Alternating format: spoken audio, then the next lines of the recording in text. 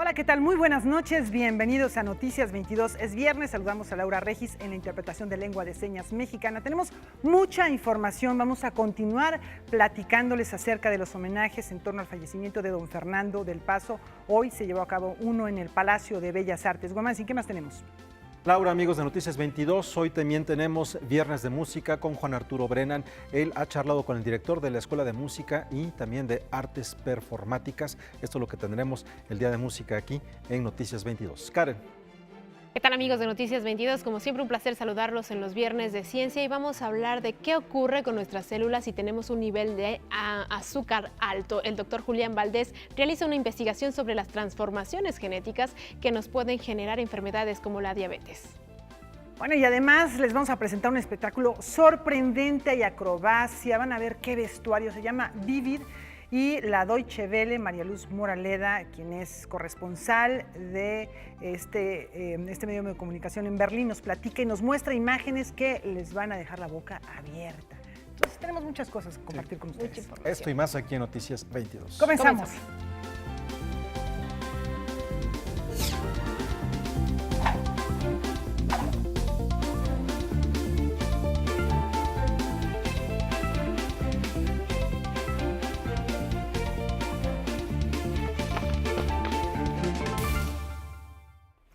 Bueno, les decíamos que esta mañana se llevó a cabo en el Palacio de Bellas Artes un homenaje a don Fernando del Paso que transmitió Noticias 22, Canal 22 en vivo, en el cual estuviste, Guamansi.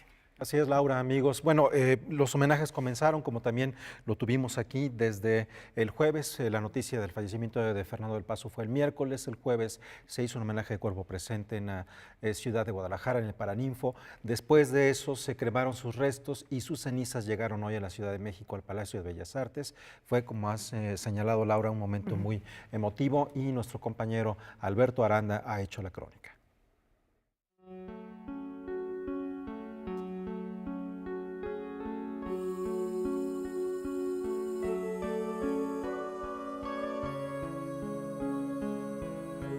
Fernando del Paso fue un hombre de letras, un ejemplo de quien al construirse nos construye. Así lo afirmó Vicente Quirarte en el homenaje que se le rindió al narrador, poeta y ensayista. Hoy somos más pobres y huérfanos, pero también, gracias a él, más ricos e invencibles. Cuando ingresó al Colegio Nacional, Fernando del Paso utilizó sus palabras iniciales para celebrar la tarea del personaje de uno de sus fragmentos más memorables. Yo soy un hombre de letras. Hoy hemos venido a agradecer y celebrar la victoria de un hombre sobre sí mismo, su labor de arquitecto de vastas y macizas catedrales de verbos que resistirán el paso de las generaciones. En esas obras suyas es nuestra obligación seguir creciendo, iluminados. Y el deber de un artista es consumar al menos una obra maestra. Fernando del Paso lo hizo en cada una de sus 3 novelas mayores.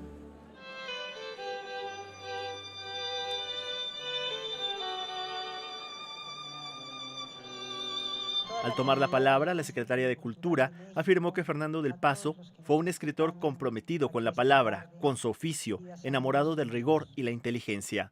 Fernando del Paso dedicó su vida a mirar, a observar, a comprender con los ojos lo que la razón transforma en palabras, lo que la imaginación convierte en literatura. Sus libros siempre son un incalculable tesoro que nos ilumina, que cobra fuerza con el tiempo, que nos explica porque nos refleja. En su permanente y vital aventura literaria, Del Paso observó el mundo, encendió el faro de quien vigila y muestra el camino para escribir sobre las pasiones más profundas del ser humano, aquellas que son comunes a todas las sociedades y a todas las épocas. Además de sus lectores, en el Palacio de Bellas Artes se dieron cita a sus amigos de toda la vida, entre ellos Adolfo Castañón, Vicente Quirarte, Carmen Beatriz López Portillo y Cristina Pacheco. Todos ellos le mostraron sus respetos a Socorro esposa del escritor, y a sus hijos, Adriana, Paulina y Alejandro. A todos los aquí presentes por acompañarnos, a familiares y amigos, y a todo el pueblo de México por sus mensajes de cariño y admiración hacia mi padre. Yo en lo personal no me canso de leerlos, nos consuelan muchísimo, significa mucho para nosotros y estamos sinceramente agradecidos. Buen viaje, capitán. Tú, que tantas navegaciones nos has dado. Que descanses en paz es un consuelo para quienes de este lado resistimos. Por ahora hay que librar una batalla contra el simple dolor de no tenerte. Gracias. Noticias 22, Alberto Aranda.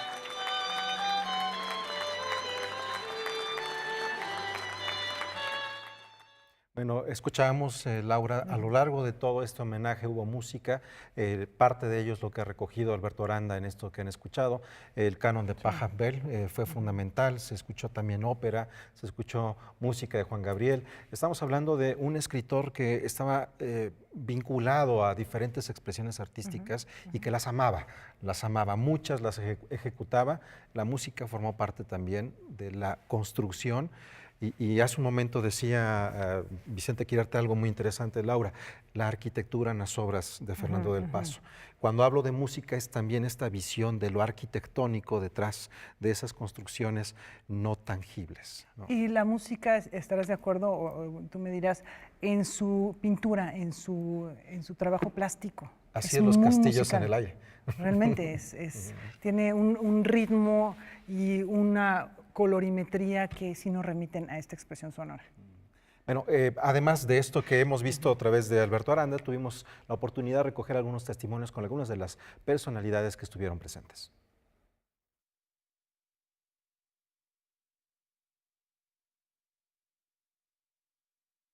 Fue un amante de la literatura, tanto de Jules Verne como de Alexandre Dumas, él lo dijo, Los Tres Mosqueteros o Viaje al Centro de la Tierra fueron su educación sentimental, y después, bueno, se volvió el amante del Quijote, de Cervantes, de Shakespeare. Pues es un erudito, es una persona que continúa y ha enriquecido el canon occidental, es un escritor valiosísimo, y sus novelas pues realmente las puedes vincular con Víctor Hugo, con quien se nos ocurra. Creo que es uno de los mejores representantes de la gran novelística del siglo XXI y siglo XX.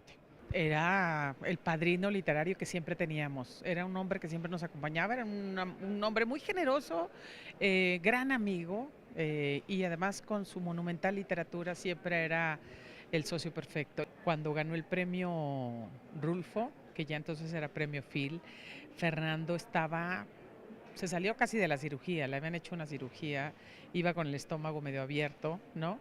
Los médicos lo dejaron ir un ratito a la feria a recibir el premio y se regresó. A él le hacía mucha ilusión ese premio y cuando lo ganó dijo, ¿cómo no voy a ir a recogerlo? Entonces siempre tendremos miles de recuerdos de Fernando porque además era un personaje generoso, muy generoso. Fernando significa lo mejor de la literatura mexicana en mucho tiempo y por otro lado un personaje clave para muchas cosas. Su conciencia social, vamos a llamarlo así, era verdaderamente de una inmediatez, tenía respuestas prontas para todo eso, sin andar haciendo gala de militancias ideológicas, ni mucho menos. Era una convicción moral auténtica en Fernando todo eso, y eso es lo que vamos a extrañar mucho, porque él y Monsiváis quizá fueron las conciencias morales más importantes en estos últimos años. Estamos obligados a una relectura y a una puesta en práctica de esa actitud que lo acompañó siempre, de estar presente, de relacionarse en todos los campos prácticamente del arte, y además de ser una persona crítica. A mí me parece que su espíritu crítico frente a muchos de los elementos que constituían incluso la propia vida cultural es algo que tiene que alimentarnos hoy en día. En verdad hemos perdido a un gran ser humano, a un gran escritor, a un gran diplomático, pero al mismo tiempo creo que estamos obligados a trabajar en esa herencia y mantener la memoria viva no solo de su obra literaria, sino sobre todo de su postura frente a la vida.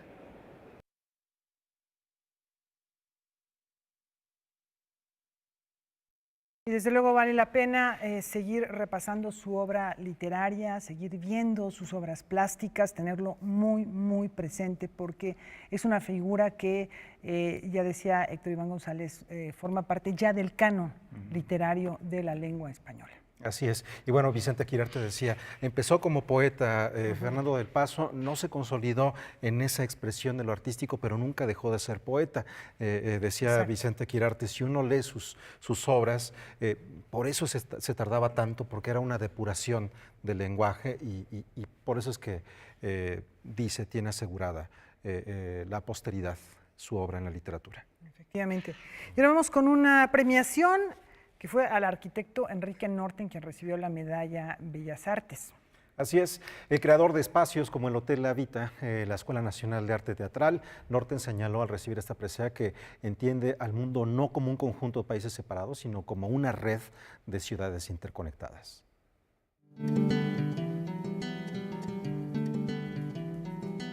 Como un alumno inquieto y cuestionador en sus días en la Universidad Iberoamericana, como un arquitecto creativo y un hacedor de ciudad, fue descrito el arquitecto Enrique Norten, quien en una ceremonia en el Museo Tamayo recibió la medalla Bellas Artes. Francisco Serrano recordó al discípulo y posterior colega en su inquietud creativa con los materiales. De alguna manera no usa lo que se quería usar como lo mejor de ese momento, que eran siempre arquitecturas con color. Yo también soy de los que no usa el color, pero bueno, él fue en otra especie, una gente joven que empieza a usar mucho más el vidrio. El trabajo de Enrique me interesa mucho porque tiene esta pasión integradora de todo lo que forma la arquitectura. Difícilmente Enrique esconde una estructura, esconde unos flujos, esconde una trayectoria. Tiene esta condición de integrar que a mí me ha parecido muy interesante todo el desarrollo de la vida. El auditorio que originalmente había sido reservado para presentar el libro Ten Arquitectos, Enrique Norten, editado por Arquine, enmarcó también la entrega de la medalla. Hoy la medalla Bellas Artes, la máxima presea que otorga el Instituto Nacional de Bellas Artes, se le confiere al arquitecto Enrique Norten, cuyo talento, rigor, creatividad, pasión y responsabilidad en cada uno de sus proyectos lo han convertido en uno de los arquitectos mexicanos con mayor proyección internacional. Para Vitruvio, el célebre arquitecto de la antigüedad, la arquitectura descansaba en tres principios: belleza, resistencia y utilidad. Tú has logrado en tus creaciones el equilibrio de esos tres principios y más aún, nos has regalado la visión de una arquitectura contemporánea, vanguardista, en todos los lugares donde hay una obra tuya.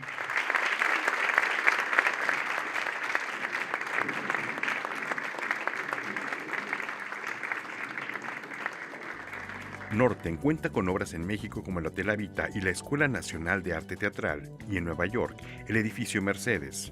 Después de agradecer la medalla y como fiel hacedor de ciudad, habló de su percepción actual. Muchas veces he definido el mundo no como una serie de países separados por líneas imaginarias. Al contrario, yo entiendo el mundo como una red global de ciudades interconectadas y que se comunican unas con otras. Hoy, de alguna forma, estamos viviendo lo contrario. Estamos viviendo un mundo con sociedades y comunidades divididas. Son tiempos llenos de fantasmas y de fobias, que están marcados por separatismos, nacionalismos y populismos, tanto de izquierda como de derecha. Esto se ve muy caracterizado por la enorme cantidad de movimientos de personas que están sucediendo en el mundo, lo que ahora conocemos tranquilamente como migraciones. Noticias 22, Víctor Gaspar. Bueno, pues muchas felicidades a Enrique Norten. Y qué trabajos tan bellos los que hemos tenido Extraordinarios. oportunidad de ver ahora que se le entrega esta medalla. Es un trabajo verdaderamente bello lo que estamos viendo de Enrique Norten. Efectivamente, esos espacios que por los que se puede transitar porque son abiertos, en los que se usan materiales que dan la apariencia de ser muy ligeros, que permiten ver hacia afuera, en fin, realmente una obra que perdurará. Bien. Continuamos con otras cosas que tenemos para todos ustedes. Inicia ya la temporada del Palacio de Bellas Artes, una ópera que tiene diferentes elementos para degustarse. Efectivamente, porque no es ninguna ópera simplona, Las bodas de Fígaro es una pieza compleja, divertida, y en su momento lo fue, y quizá ahora todavía, porque se le puede aplicar estas críticas a la clase rica contemporánea, fue muy polémica y quizá lo sigue siendo.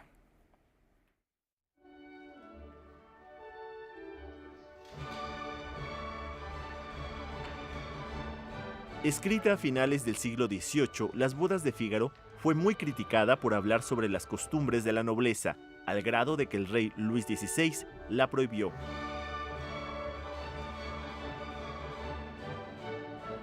Es una obra que es un enredo, que es divertidísima, que ocurre en una finca, en una casa del sur de España, en Sevilla, en el cual el patrón quiere ejercer el derecho de pernada, que es una cosa muy terrible, en la cual el patrón, el dueño del feudo, tenía el derecho de estrenar a la novia de cualquiera de sus siervos cuando se casaban. Entonces, las bodas de Fígaro, en realidad lo que querrían ser es que el patrón de esa casa, que es el conde de Almaviva, pudiera estrenar a la novia de Fígaro antes que Fígaro, y esto provoca un gran problema.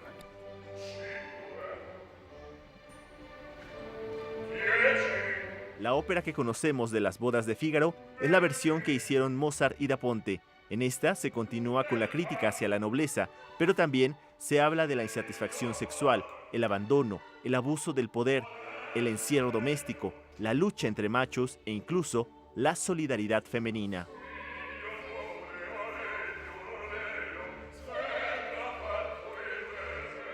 A veces las óperas tienen tramas muy simplonas, esta no. Esta es una obra que requiere de una actuación compleja, que está llena de enredos, que requiere de muchísima fisicalidad, de muchísima energía, de gran nivel de caracterización, de muchos cambios y contrastes.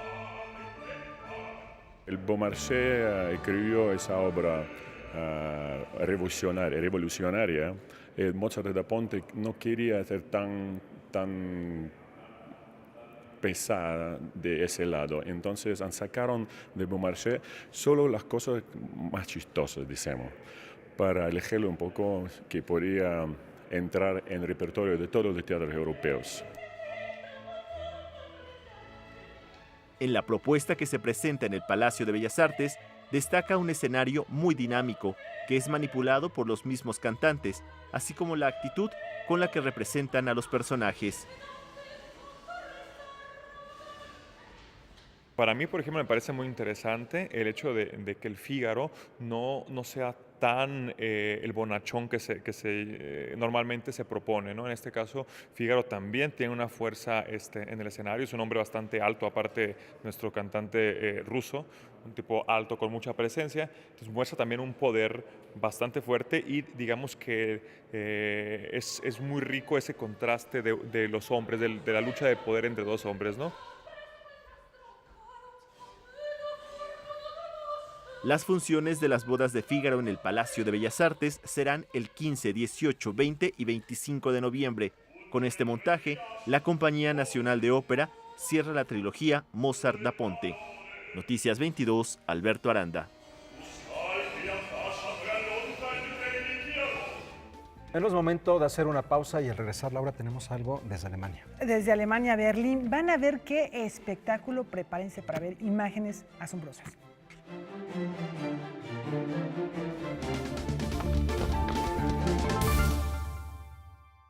Les decíamos que en Berlín hay un espectáculo que está causando sensación. Van a ver ustedes en unos cuantos momentos de qué se trata. No se pierdan ninguna de estas imágenes. A lo mejor tenemos la oportunidad de presentarnos para allá y poderlo ver. Vamos con María Luz Moraleda de la Deutsche Welle. Adelante, María Luz, platícanos. ¿Cómo estás, María Luz? Bueno, ¿de qué se trata este espectáculo llamado Vivid? Pues así es, la capital alemana acoge en su emblemático teatro Friedrichstadtpalast, en el centro de Berlín, Vivid, un espectáculo de variedades que une acrobacia con ballet moderno y espectaculares trajes de diseño. La protagonista de Vivid es la androide Air-Eye, mitad humana y mitad máquina. Air-Eye saldrá en busca de su verdadera identidad y en el camino vivirá un viaje musical donde se encontrará a todo tipo de personajes de fantasía con un toque, eso sí, futurista. Según los organizadores, Vivid es al final una declaración de amor por la vida y más aún, dicen ellos, en esos tiempos. María Luz, ¿quién está detrás de la dirección y de la producción de este espectáculo? ¿Y qué dice la crítica? Eso nos gustaría también saber. Pues es la primera vez en los 153 años de historia de este mítico teatro, por el que han pasado grandes estrellas como Marlene Dietrich o Louis Armstrong, que a cargo de la dirección de un show hay una mujer, y en concreto la canadiense Krista Monson, que codirige Vivid junto a Oliver Hoffman. Las críticas por ahora han sido muy positivas. La prensa ha valorado con éxito este salto de entretenimiento en las noches berlinesas a la era de la alta tecnología. Todos invitan a ver Vivid. Estamos hablando de un espectáculo internacional que ha costado 12 millones de euros y que además tiene lugar en el escenario más largo del mundo. Y bueno, tiene una producción extraordinaria, internacional. Participa gente como Philip Tracy, que es un muy conocido diseñador de sombreros espectaculares, de tocados. Él es director de diseño de esta apuesta. Así es, aunque llevó 3 meses convencerlo, finalmente aceptó como director de diseño Philip Tracy, que es el diseñador de sombreros más caros del mundo, hay que decir. Es conocido por hacer los sombreros, por ejemplo, de la Casa Real Británica, como los conocidos de la Reina de Inglaterra, o diseños exclusivos para cabezas como Lady Gaga, Emma Watson o Madonna. Eso sí, es la primera vez que este diseñador irlandés crea sombreros y tocados de fantasía para no la cabeza de una persona, sino para todo un show con cientos de bailarines en movimiento. Y es que el reto era integrar estos movimientos acrobáticos de alto riesgo con alta costura y además con sombreros que pueden pesar bastantes kilos. Así que desde el canal internacional de Deutsche Welle me despido hasta la próxima. Soy María Luz Moraleda. Pues muchas gracias por esta presentación. Se antoja muchísimo. Ojalá que podamos estar por allá en alguna oportunidad y disfrutar de Vivid. ¿Cómo ves, Wemancin? No, la verdad, las imágenes son espectaculares y se antoja muchísimo. Y la ver protagonista, ¿no? Es un androide. ¿no? Cosas del futuro cercano, ya veremos. Bueno, Laura, vamos a cambiar de tema de Alemania y nos vamos a un certamen que nos pone en uno de los temas de la actualidad. Es el tema de nuestro tiempo, la migración. Y esto es el eje de un ciclo documental que se presenta en distintos espacios de la Ciudad de México. 14 películas que abordan el fenómeno de la migración podrán verse hasta el 20 de noviembre en distintos foros de la Ciudad de México. Esto durante el Certamen Internacional de Documentales sobre Migración y Exilio. Esta sería la 5ª edición y el objetivo principal que tenemos en este certamen internacional de documentales sobre migraciones y exilios precisamente es no solo que la gente vea cine, sino que eso que ve le haga pensar. Es decir, como el tema es un tema que no podemos obviar, ¿no? Es decir, es un tema que está en el mundo entero, lo que nosotros pretendemos es que de alguna manera el que ve esos documentales se ponga un poco en la piel porque son protagonistas, no son actores. Para esta edición, el certamen recibió 780 documentales, de los cuales fueron seleccionados 14 de 11 países distintos. El tema en esta ocasión es Cine versus Fronteras. Lo que intentamos es elegir de todo ese mar de documentales, que normalmente es de muchachos o muchachas jóvenes, esto es elegir como los temas comunes, ¿no? Por ejemplo, el regreso, la angustia, la espera, a ver si te dan papeles, si no te dan papeles. Luego hay algunos documentales que son un poco más suaves, no son tan dramáticos, ¿no? La migración es muy dramática, pero de pronto sí tratamos de elegir alguno que no sea tan dramático como Don Quijote, que lo verán entre estos. El objetivo de CEMEDOC es reflexionar sobre esta situación a través de cintas como Grab and Run, The Workers' Cup, Easy Lesson y Taste of Cement. El cine mexicano está representado por Juan Francisco Urrusti, Luciana Kaplan y Anaís Huerta, quien presentó en la inauguración la película David, el retorno a la tierra.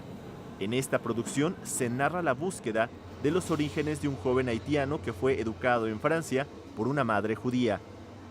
David es mi amigo de la infancia, entonces crecimos juntos en los suburbios de París y fuimos ahí como creciendo con cuestionamientos bastante fuertes sobre la identidad y nada, pues poco a poco él fue como escarbando más sobre su identidad haitiana y su deseo de regresar a Haití. Y fue cuando yo empecé a hacer cine aquí en México y le propuse hacer una película juntos.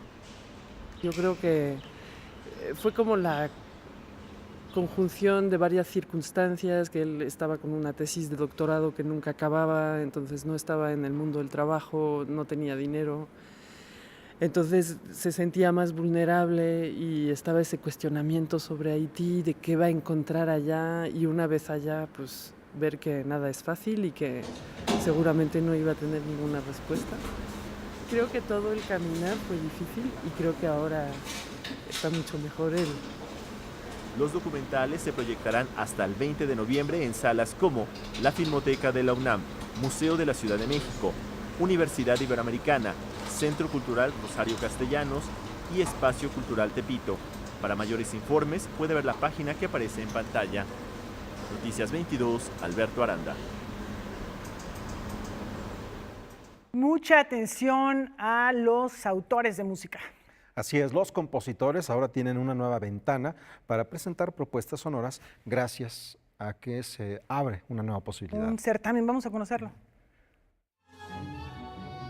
Para combatir la poca composición musical para instrumentos de viento y orquesta, la Orquesta Filarmónica de la Ciudad de México y Yamaha convocan al primer concurso nacional de composición México-Japón. Es cierto, hay poca composición básicamente para ellos, hay composiciones para obras orquestales, para algún instrumento y electrónica, pero hay muy poca composición para tuba, ¿no? Por ejemplo, tal vez trombón, hay un poco más de efervescencia, pero en efecto nos enfrentamos ante una especie de aridez en cuanto a la composición para estos instrumentos y además de la manera en que se está planteando, ¿no? Así es que sí es un reto para los compositores. Los aspirantes deberán presentar antes del 29 de marzo del año 2019 obras originales e inéditas compuestas para instrumento de metal solista y orquesta, dividida en 3 movimientos y tener una duración entre 20 y 25 minutos. Será un triple concierto, pero tocado por el mismo individuo, el mismo músico, ¿no? Entonces el primer movimiento será para tuba y orquesta, el segundo movimiento será para trombón y orquesta y el tercer movimiento será para trompeta y orquesta. Entonces es un reto muy grande para los compositores, para empezar, porque tendrán que desarrollar nuevas formas de hacer un concierto para poder explotar todas las cualidades del instrumento en un movimiento y obviamente pues será un reto bastante grande para el solista. El autor de la pieza ganadora recibirá 50,000 pesos de premio y su obra se estrenará durante el concierto de gala de la Orquesta Filarmónica de la Ciudad de México con el músico Faustino Díaz como solista, mientras que el segundo lugar recibirá 30,000 pesos de premio. Con información y texto de Óscar Cortés, Óscar Helguera, Noticias 22.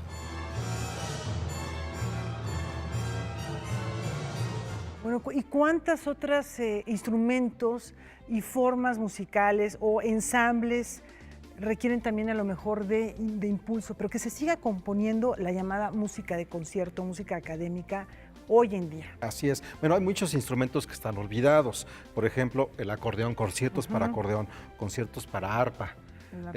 Los instrumentos del siglo XX, los que son pocos los que se han construido, como mencionabas uno mientras veíamos la nota. El steel drum, que es un instrumento que parte de un barril de petróleo y al parecer creado en Trinidad y Tobago. Bueno, pues son instrumentos que están surgiendo y se empiezan a hacer composiciones en torno a ellos. Así es. Bueno, son interesantes, ¿no? Hay mucho material por hacer en materia musical.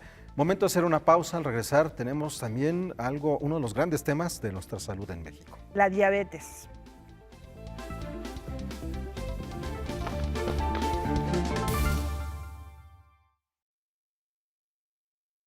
Continuamos aquí en Noticias 22, tenemos mucho más.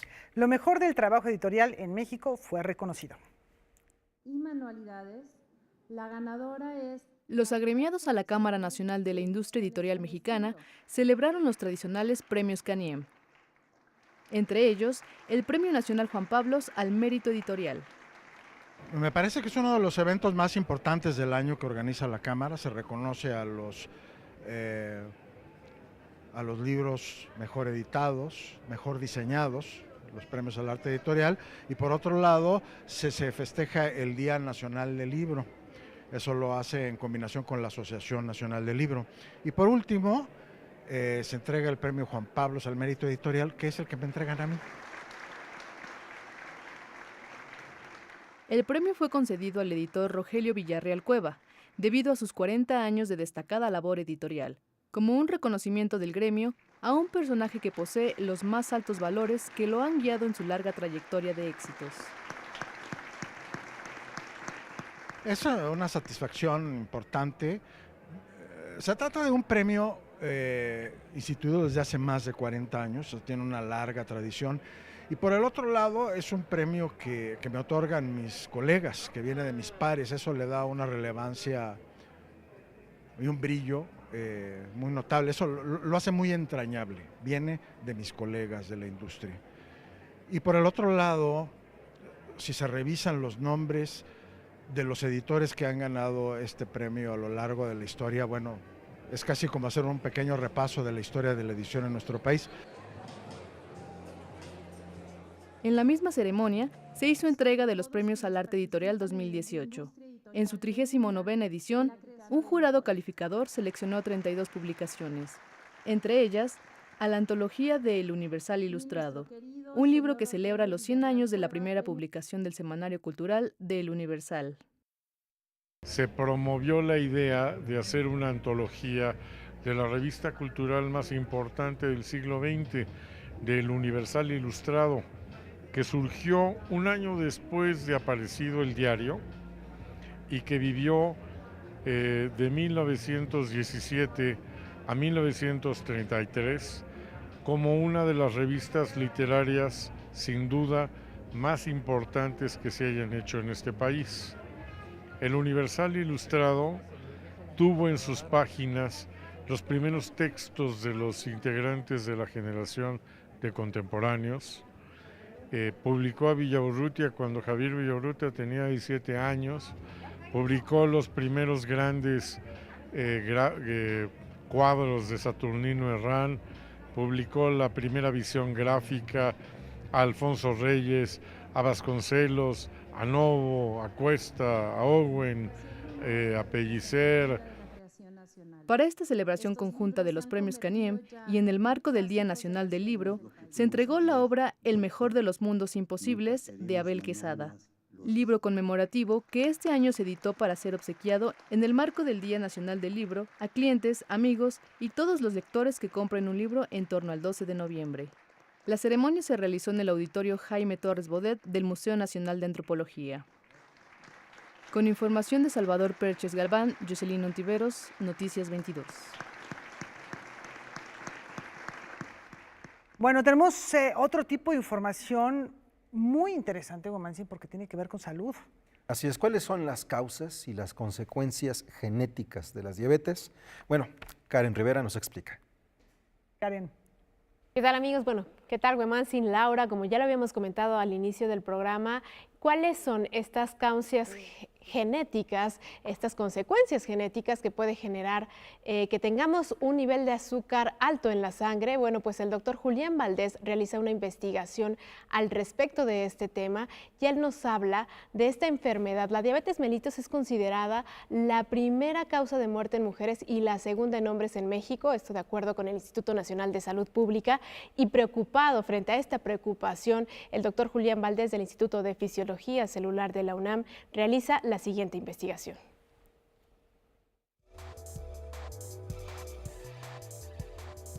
En cada una de nuestras células tenemos una gran cantidad de información genética y esta información genética está altamente compactada en el núcleo de las células. A mí lo que me interesa estudiar en mi laboratorio del Instituto de Fisiología Celular de la UNAM es investigar si la hiperglicemia o el azúcar alta en la sangre puede inducir cambios en esta compactación del ADN.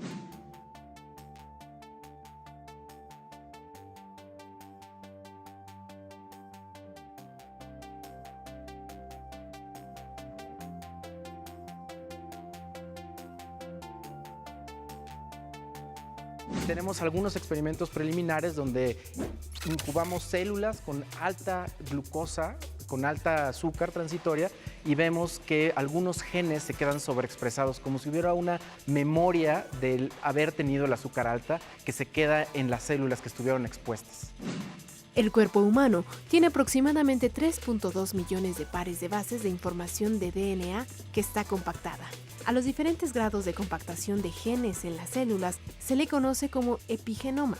El doctor Julián Valdés, investigador del Instituto de Fisiología Celular de la UNAM, estudia si el azúcar elevada en la sangre es capaz de generar una memoria epigenética patológica. Yo me pregunto si este ambiente patológico de alta azúcar va a inducir cambios en la compactación del DNA, en este epigenoma del cual me referí hace un segundo, y de tal manera que si después el estímulo de hiperglicemia termina, si esta compactación del DNA se quedó alterada, de alguna manera seteada en una condición patológica. Ahí estaría la memoria epigenética que a mí me interesa investigar en mi laboratorio. El proyecto tiene dos objetivos principales. El primero es comprobar su hipótesis, que la hiperglucemia o hiperglicemia puede inducir cambios en la estructura del DNA dentro del núcleo. Y el segundo objetivo, si lo que te estoy diciendo es cierto, me interesa ver si lo puedo, mediante fármacos, resetear el estado epigenético de un estado patológico a un estado sano. Porque a diferencia, por ejemplo, de las mutaciones o del cambio en la secuencia del DNA que ocurre, por ejemplo, en cáncer, que no se puede revertir, yo me imagino que estas alteraciones en la compactación del ADN dentro del núcleo, quizás hay algunos fármacos que la puedan regresar de un estado patológico a un estado no patológico, y que esto de alguna manera, sin decir que voy a curar la diabetes, pudiera tener algún efecto benéfico en, por ejemplo, controlar las complicaciones de la diabetes a largo plazo que se observan en los pacientes.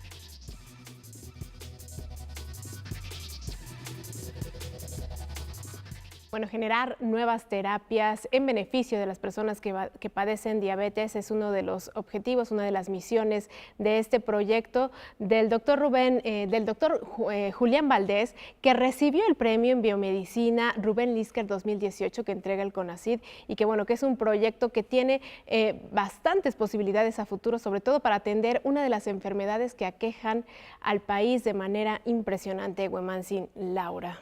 Efectivamente, y está creciendo desafortunadamente también. Bueno, qué bueno que se investigue desde el lado del punto de vista genético, y también nuestros hábitos de consumo alimenticios y de vida son detonadores.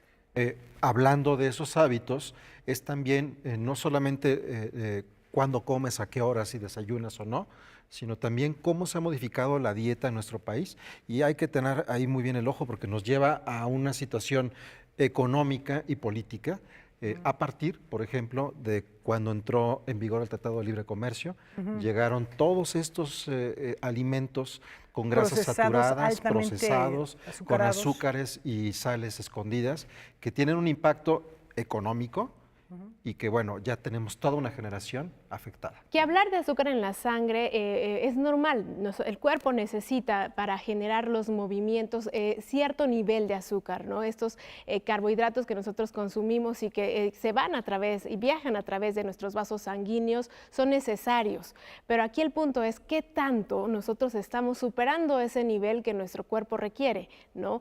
Hasta qué punto los alimentos que estamos consumiendo ahora, es más, con una sola galleta podemos incluso tener más que suficiente el nivel, el azúcar, carbohidratos en la sangre. Entonces sí es preocupante, es importante lo que dices, atender cuál es la dieta que estamos llevando los mexicanos y, bueno, personalmente, pues cuidar sobre todo este tipo de recomendaciones que también nos hacen los investigadores y los médicos. Bueno, yo una recomendación rapidísima de muy diversos nutriólogos respecto a azúcares y sales.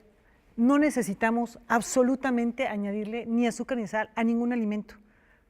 gran parte de los alimentos ya contienen zinc, contienen sodio, contienen una serie de sales y el azúcar que encontramos en las frutas es suficiente, no hay que agregarle Las nada. verduras, claro. O sea, realmente lo hacemos ya nada más por gusto, Golosos. por vicio y por gula. Nueces y cacahuates. Bueno, ya nada más para cerrar rápidamente, a partir de la Segunda Guerra Mundial hubo un cambio en la alimentación y ahora comemos más dulce que como se comió en todos los En toda la siglos historia previos de en la la historia humanidad. de la humanidad. No, Pero bueno, esos son temas es también preocupante. Y súper que también yo interesantes para la creo que población, son ¿no? necesarios abordar, ¿no? Ya, claro ya que sí. encontraremos la oportunidad, pero bueno, hasta aquí la sección de ciencia. Muchas Nos vemos gracias, Karen. el próximo viernes. Gracias, Karen. Laura, ¿nos vamos con música? Con música, el 2 veces ganador del Grammy, colaborador de lo mismo de Bill Evans, por ejemplo, que de Dizzy Gillespie, Eddie Gómez se presenta en el Centro Cultural Roberto Cantoral. Eddie Gómez es un contrabajista y compositor que ha acercado el mundo del jazz a otros géneros. Ha sido colaborador de grandes como los desaparecidos Miles Davis, Bill Evans o Dizzy Gillespie, así como de Chick Corea, George Benson, Kronos Quartet, Mark Knopfler o Carly Simon. Ahora su música será interpretada por primera vez en nuestro país en formato Big Band por la Orquesta Nacional de Jazz de México. Siempre ha sido abierto a diferentes géneros de música y en el arte y de expresión y de amistades y de viajar por el mundo y conocer diferentes culturas porque me interesa. A todos no, pero a mí me interesa. Entonces musicalmente me gusta escuchar música que sea popular o lo que sea. Si me llega al corazón, ya estoy. Pero también tengo que escoger porque hay tanto y tanto y tanto que uno tiene que también saber cuándo decir que no, que esto no me cabe bien, no me funciona. Eddie Gómez se presentó por primera vez en México en los años 70 en el Palacio de Bellas Artes. Ha sido ganador 2 veces del Grammy. Ya ha tocado en diversos géneros musicales que van del jazz, el clásico, el latin jazz, rhythm and blues, pop y música contemporánea. Con Richard Stoltzman, Gómez grabó las variaciones de Goldberg de Johann Sebastian Bach. Con su trío acompañado por el pianista sueco Stefan Karlsson y el baterista Rodrigo Villanueva, presenta sus composiciones que ahora se escucharán en formato Big Band. Bueno, vamos a hacer algunas piezas, parte del repertorio con el trío y puede ser una nueva, ¿sí? Pero el enfoque para nosotros va a ser tocar con la Big Band, con la orquesta y esas piezas y eso es algo, es nuevo para el trío y para el público. Espero que se lo gocen. Yo me lo voy a gozar. El concierto de Eddie Gómez con la Orquesta Nacional de Jazz de México será el lunes 19 de noviembre en el Centro Cultural Roberto Cantoral, en la delegación Coyoacán. Noticias 22, Huemansi Rodríguez. Bueno, como decías, Laura, tan tranquilo por la vida, ya después de haber tocado con Miles, con Bill, con Dizzy. No, bueno, imagínate, ¿no? Ojalá tenga la oportunidad de verlo. Así es. Bueno, si Hay un no regalo, la tienen, ¿verdad? nosotros podemos ayudarles porque hay 3 pases dobles para asistir a este concierto el próximo lunes a las 8 de la noche en el Centro Cultural Roberto Cantoral. Lo que tienen que hacer es escribir al correo que aparece en este momento en pantalla. Los primeros 3 correos se llevan un pase doble. Así que, pues ahí está la invitación, ¿no? Rápidamente, y vamos a una pausa, regresamos con más música.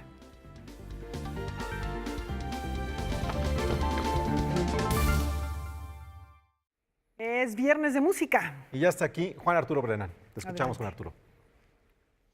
Gracias. ¿Qué tal? Muy buenas noches. El tema de hoy es un tema que a mí siempre me ha apasionado, sobre todo en este país en el que se cierran escuelas, se clausuran universidades, se desaparecen orquestas, se cierran teatros, etcétera.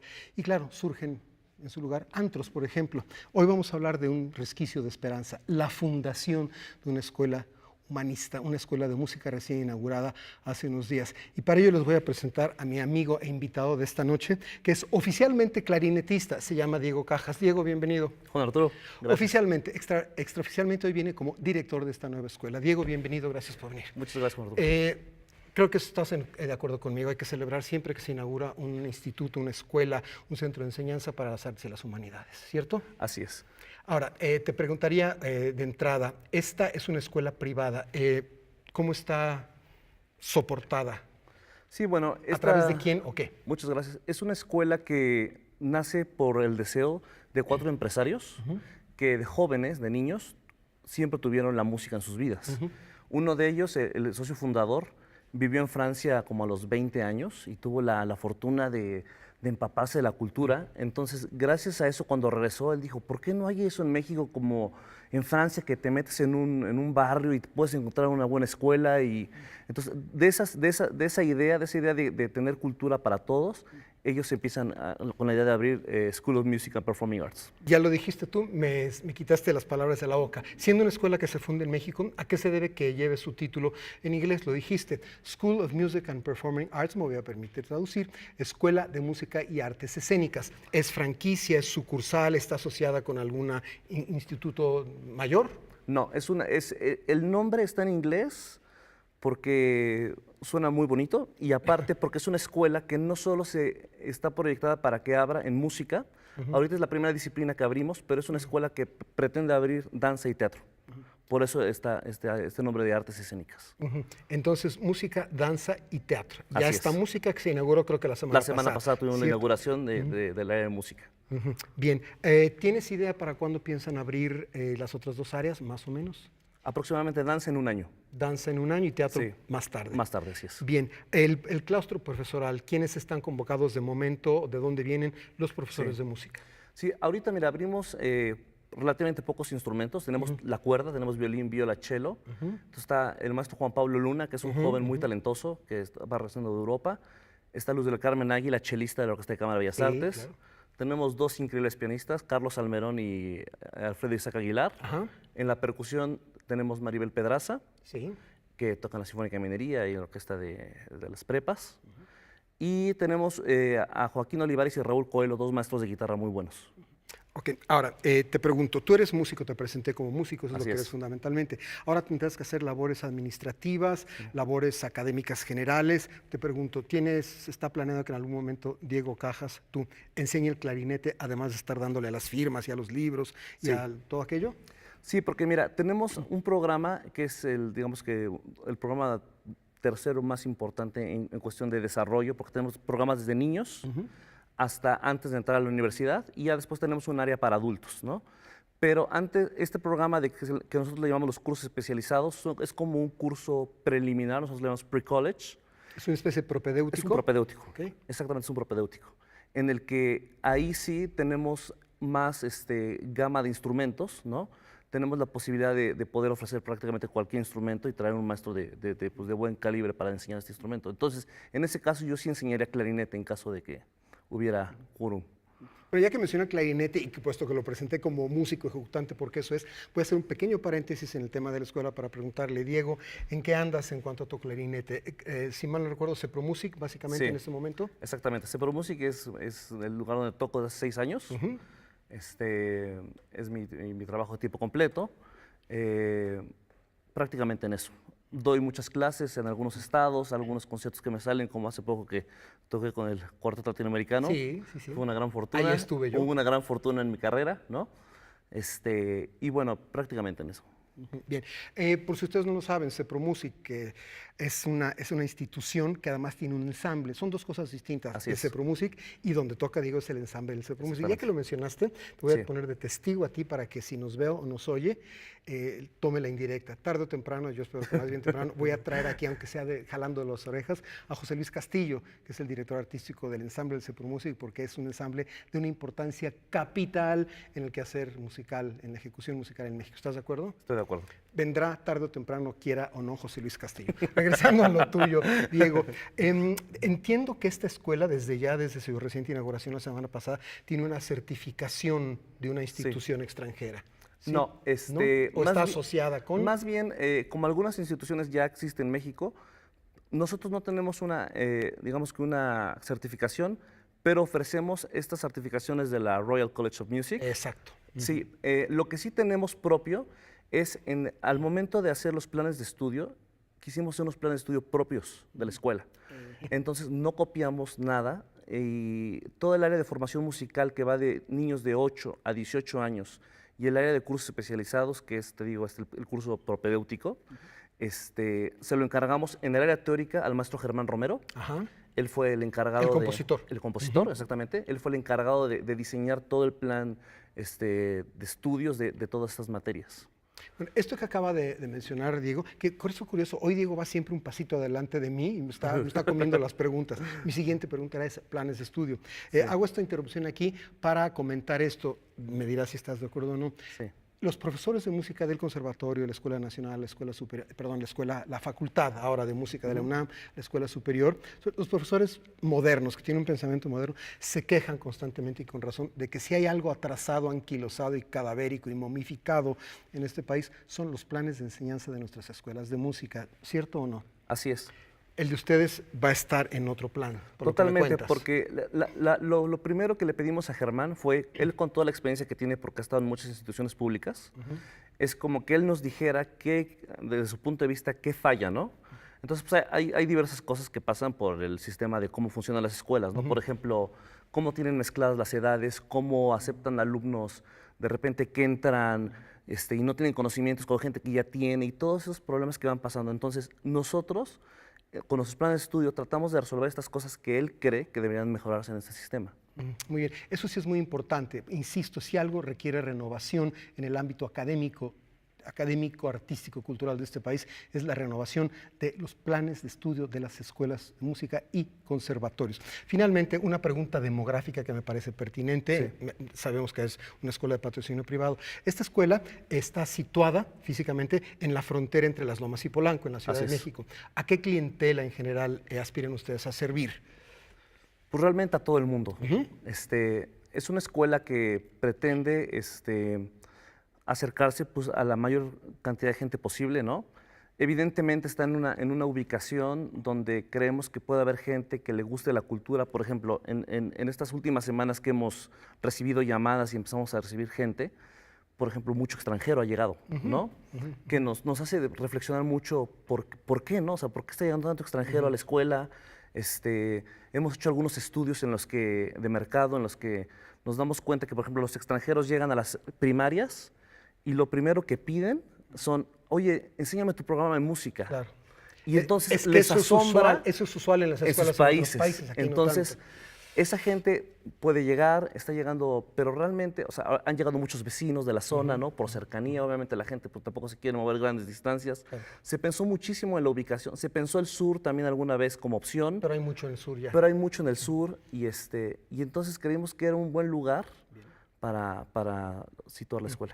Una respuesta muy rápida. Supongo que además de esa demografía particular, de esa zona especial de la Ciudad de México, está contemplado en su plan, en el plan de ustedes de la escuela, becas para alumnos que vengan de otras demografías menos favorecidas, ¿sí? Sí, por supuesto, porque la escuela en sí misma, con los socios que tiene, tienen el plan de crear una fundación en la que apoyen a toda esta gente muy talentosa que en su momento necesita ayuda y necesita estudiar y adelante, ahí van a ser bienvenidos. Perfecto, pues muy bien. Eso es de manera muy sucinta y concreta el perfil de la School of Music and Performing Arts que se acaba de abrir y de la cual Diego Cajas, clarinetista, acaba de ser nombrado director. Y enfatizo lo de clarinetista porque por razones que no les voy a explicar, hoy no puede tocar, pero les aseguro y te aseguro a ti que la próxima vez que te sientes en ese sillón amarillito, Diego va a tocar el clarinete. Si no, ya saben, músico ejecutante que no toca aquí, adiós. Diego, muy gracias. Le vamos a dar seguimiento a tu escuela y espero que en el mediano plazo, cuando se hayan abierto las demás carreras, puedas venir tú de nuevo para comentarnos cómo va, porque el progreso y la persistencia de escuelas de arte y de humanidades en este país es de importancia capital. Mil gracias. Gracias. Estamos aquí en contacto pronto y trae tu clarinete. Te agradezco mucho. Regreso con ustedes. Despiden el programa, compañeros. Gracias. Nos vemos pronto. Muchísimas gracias. Bueno, pues nos despedimos con música y aprovechando. Con música, y bueno, tenemos a Paul Hindemith, quien nació el 16 de noviembre de 1895. Así es, él era un compositor, un importante intérprete, teórico también, y bueno, uno de los innovadores del siglo XX. Disfrútenlo, buenas noches. Nos vemos el próximo lunes.